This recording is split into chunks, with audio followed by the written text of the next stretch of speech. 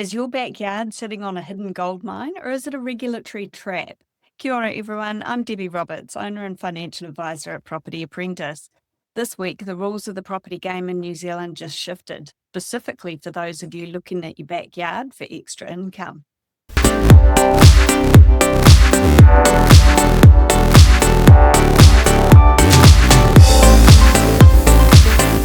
Today, we're unpacking the massive expansion of consent-free granny flat rules. We're going beyond the headlines to look at the hidden costs, like the $30,000 development contributions that could tank your feasibility if you're not careful. We're also diving into a startling shift in investor sentiment. Why are seasoned investors more worried about their council rates and insurance than their interest rates? Plus, we'll discuss the slow bleed of subscription creep that could save you $100,000 on your mortgage, the Tenancy Tribunal's new express lane for rent arrears, and a historic move for transparency at the Reserve Bank. So let's get into it. Topic number 1 from New Zealand Financial Advisor on the 29th of April, consent-free granny flat rules widened. Homeowners have been able to build standalone units up to 70 square metres without building consent since January, provided that they meet specific design and building code standards. Minister Chris Penk has confirmed new updates for Q3 2026, allowing these units to be built off-site before a Project Information Memorandum, PIM, is issued to significantly reduce construction time. A PIM remains a mandatory requirement before any on-site work begins, so councils confirm the home's suitability for the specific section, checking for natural hazards and infrastructure, etc. The exemption has been expanded to include structural insulated panels, SIPs, with a code mark certificate, integrating more prefabricated building systems. Housing Minister Chris Bishop cautioned that the regime is not a complete free-for-all. Restrictions regarding flood zones, setbacks, and the use of licensed building practitioners still apply. Significant upfront costs remain. Hastings District Council estimates urban development contributions between $17,000 and $30,000, while rural contributions sit between $4,000 and $7,000. My thoughts on this are this is a massive strategic unlock, but we also need to look at it from a practical perspective. The ability to buy an off-site pre-built unit is a game changer for de-risking a project. You see exactly what you're getting before it arrives on your lawn. It can also help with lending as well. But investors, please don't overlook the hidden costs. If you're in a district where development contributions hit $30,000, plus your connection fees and the inevitable hike in your council rates for having a second dwelling, that cheap granny flat might actually cost you $150,000 or more. Still, to be fair, probably significantly cheaper than it was under the previous rules. Is your motivation to build a granny flat to rent it out or to have family live in the property? These rules are brilliant for intergenerational living, keeping parents close while maintaining privacy. But if it's a rental, you've got to run your yield on the total cost, including those council contributions. And you also need to meet healthy home standards because, new builds don't necessarily have to meet healthy homes criteria.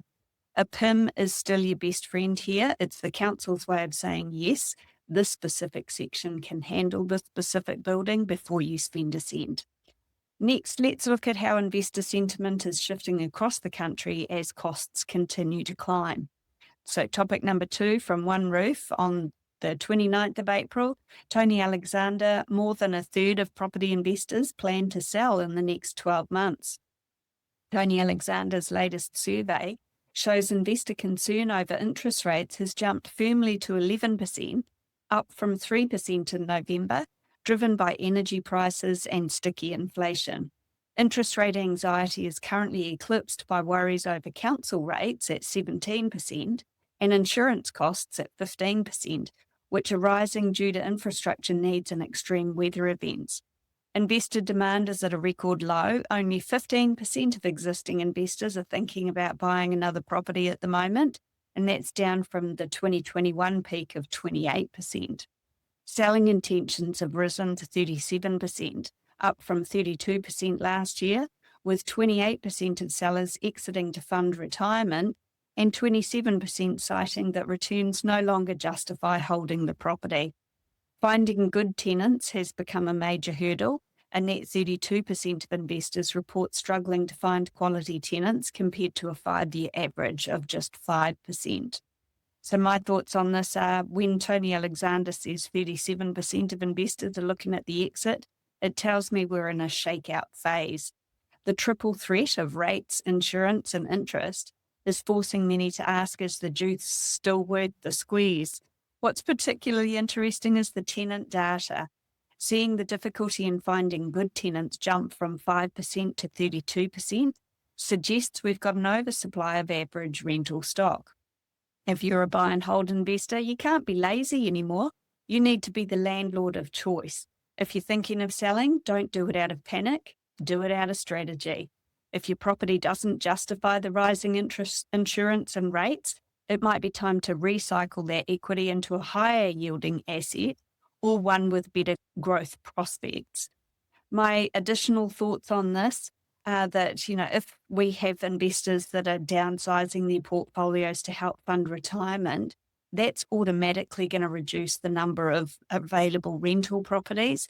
And the last time we saw a reduction in the available rental properties, that increased tenant demand, which had a flow-on effect to increased market rents.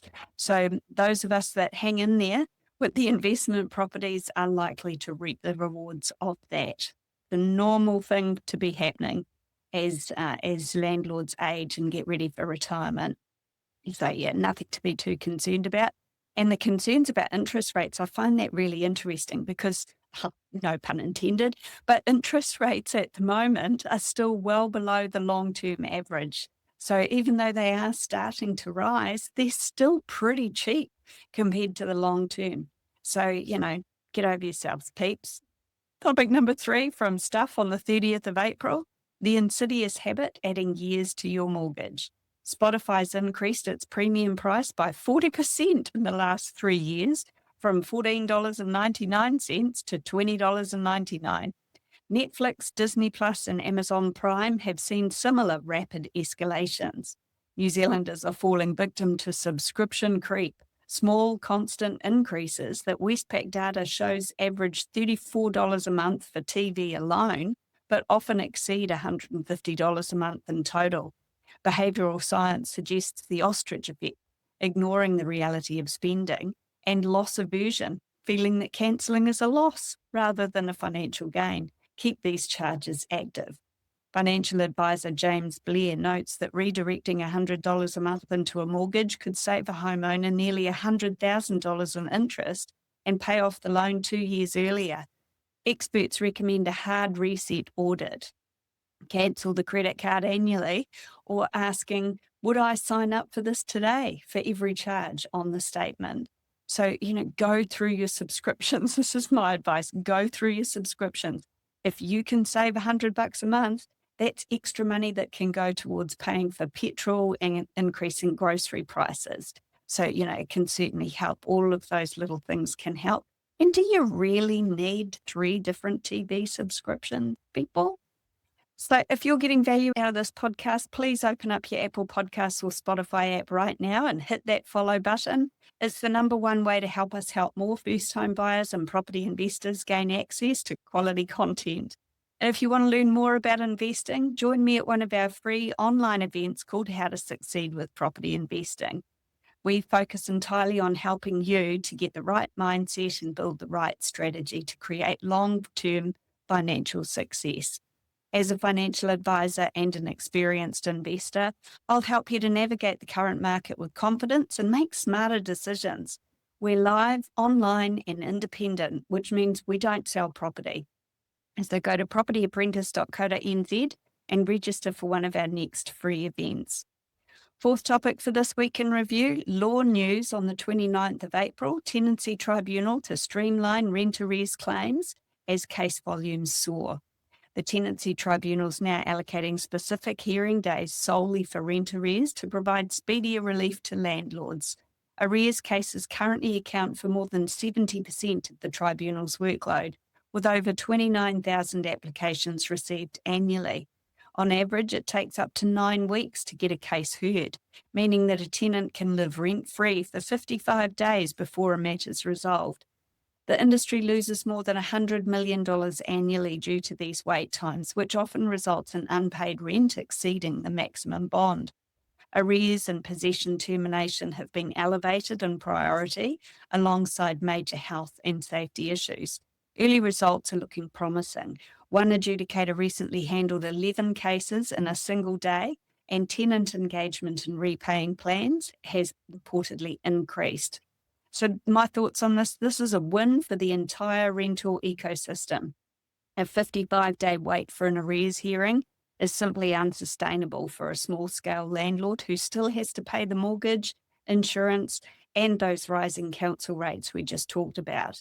What I find most helpful here and most hopeful is the increased engagement from tenants. When the process is faster, it forces a conversation earlier, leading to more repayment plans rather than just abandonment. And that helps to prevent the tenants from getting those credit blemishes on their reports as well. As an investor, your risk management plan just got a boost. If you can resolve a non-payment issue in 3 weeks instead of 9, your business is significantly more stable. It makes property investing feel like a professional industry again, rather than a gamble against a backlog of paperwork.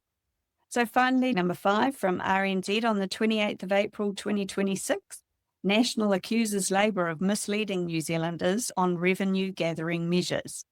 National and Labour are clashing over fiscal plans following a Fitch Ratings report that maintained New Zealand's AA+ rating, but lowered the outlook from stable to negative.